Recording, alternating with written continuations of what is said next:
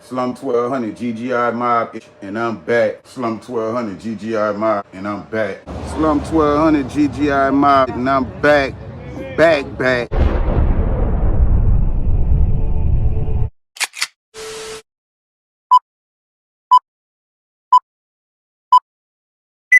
I bleed the streets, I am the struggle. Yeah, I'm the struggle. I bleed the streets, I am the struggle. Yeah, I'm the streets. I bleed the streets, I am the struggle. Play the cuts like peroxide, wait in the bubble.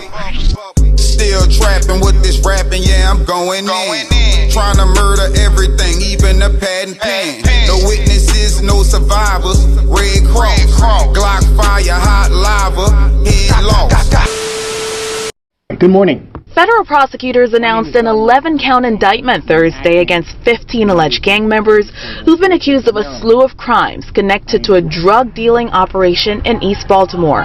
Prosecutors say the charges against the suspects include 18 murders and 27 attempted murders. This business was built on violence, murders and shootings of rival gang members and drug dealers.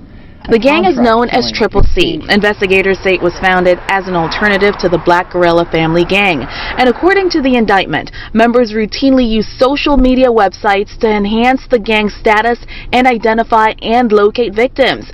And even when some members were locked up, prosecutors say they used jailhouse telephones to publicize the identities of persons believed to be cooperating with law enforcement to order assaults and murders of enemies of the enterprise. Some of the suspects have a history with police, including Rashad Nesmith. He was charged with attempted murder after off-duty police sergeant Isaac Carrington was shot back in 2019. Investigators say that was an attempted robbery.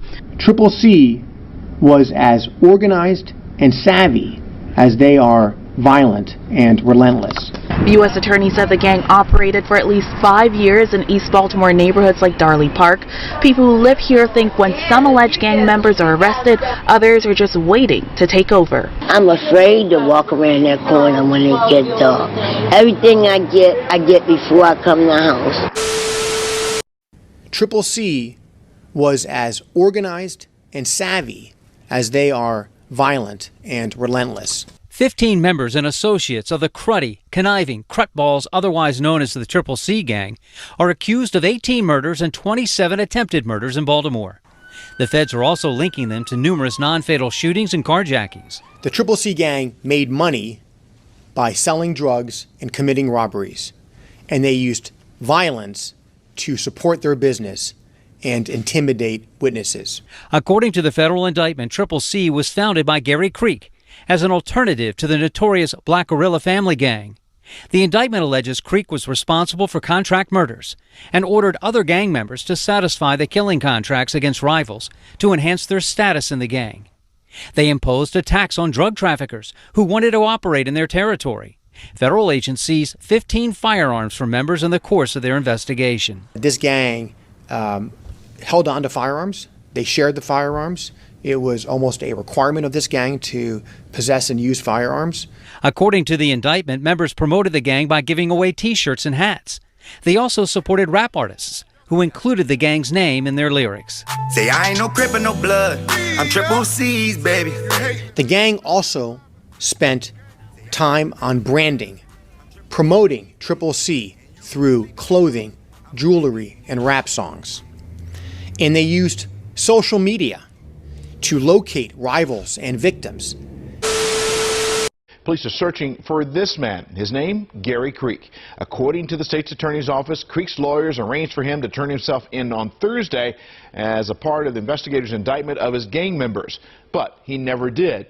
Creek and the Triple C gang are accused of a slew of crimes across Baltimore City. Police say Creek is believed to be a flight risk. Gary Creek fled Baltimore last week after being named in a massive indictment for his connection to the Triple C gang.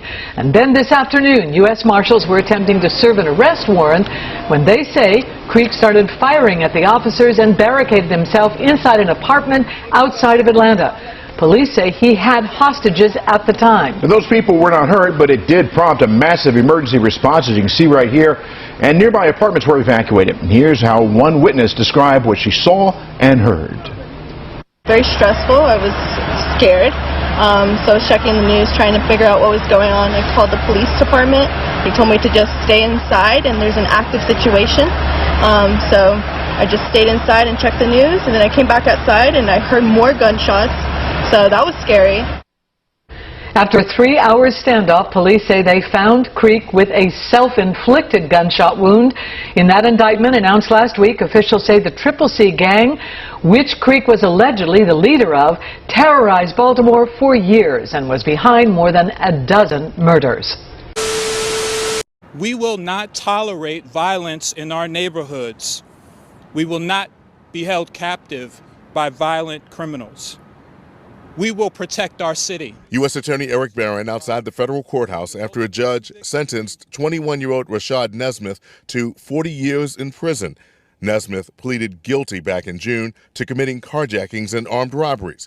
Prosecutors say he admitted his involvement in 2 criminal enterprises, one involving the Triple C violent street gang and another group that led to an off-duty police officer getting critically injured and the murders of 2 other men. Their victims were innocent, simply going about their lives in the city and attacked without provocation.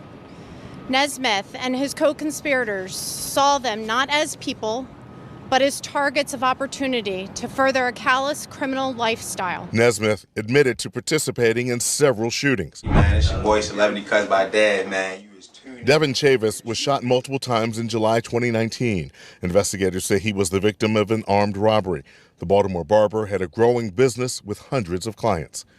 Days after that shooting, 48-year-old Kendrick Sharp, an Army veteran and father of 5, was shot and killed during an attempted robbery. And then, on August 8, 2019, Baltimore City Police Sergeant Isaac Carrington was shot.